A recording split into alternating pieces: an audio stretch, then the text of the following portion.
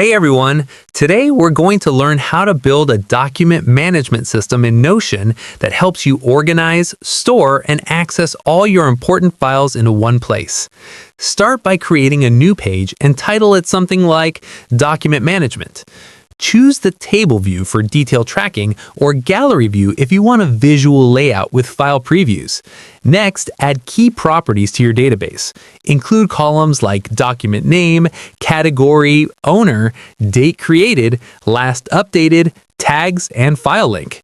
You can also add a select or multi-select field for status, draft, final, approved, or confidentiality, public, internal, or private. Organize your documents using views.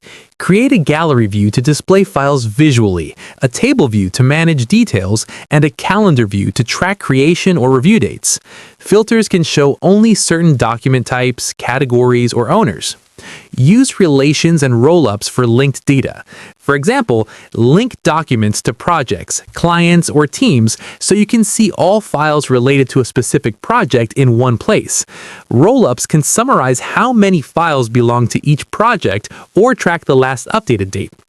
Add templates for recurring documents. For example, create a template for reports, contracts, or meeting notes that pre-fills headers, sections, and checklists so you save time and maintain consistency. Enhance your system with file attachments and embeds.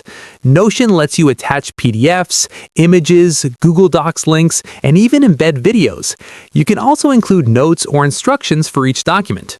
Finally, customize your dashboard by creating linked databases and quick filters on the main page. This gives you a central hub to see recent files, important categories, or documents awaiting review. If you want to make your workspace even more productive and organized, don't forget to like, subscribe, and hit the bell to get more Notion tutorials.